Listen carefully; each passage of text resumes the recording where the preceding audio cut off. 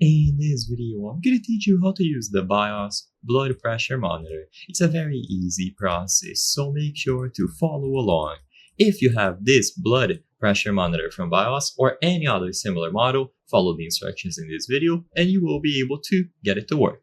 So first of all, insert the batteries. After you unpack all of the contents of the box, which are going to be the blood pressure monitor itself and then the cuff that you can install, you will have to place in batteries. So open the battery compartment cover in the direction shown here. Insert 4 AA batteries with the correct polarity. So the positive and negative sides need to be as shown here. After they have been included, put the cover back on and you will be able to start. So ensure that the AC or DC adapter and cable are not damaged and plug them into the top port of the blood pressure monitor. Now, fit the cuff into your arm. Put the end of the cuff with the fastener through the metal ring, making the cuff a cylinder. You can ignore this step if your cuff is already set up, but this is how it is going to look like.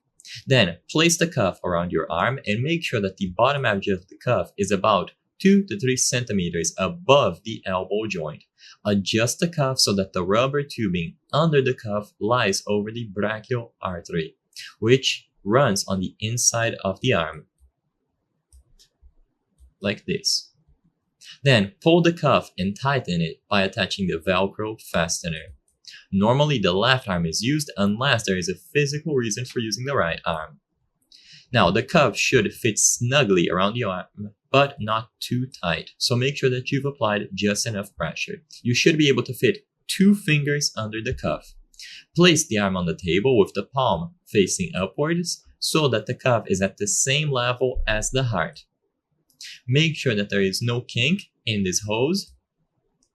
And then you can adjust the level of your arm by putting a cushion under it. Ideally, the cuff should be at least heart level. Then remain seated in a comfortable room temperature position for at least 5 minutes. Afterwards, you can start the measurements. So sit down for 5 minutes and stay.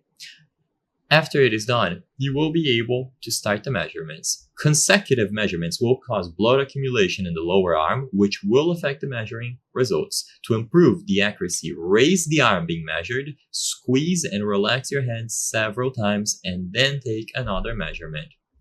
If this device was stored in low temperature, it is necessary to leave it in room temperature for at least 1 hour.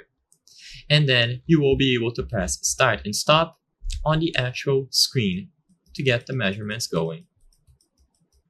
You can follow all of them through the screen presented here. And once it is done, remember to power it off. I hope I was able to help you. If this video helped you, please consider subscribing. As you can see, 83% of the people watching our videos are not subscribed. So if you subscribe, you can help us on the channel make high quality videos. Thank you for watching and I'll see you on the next one.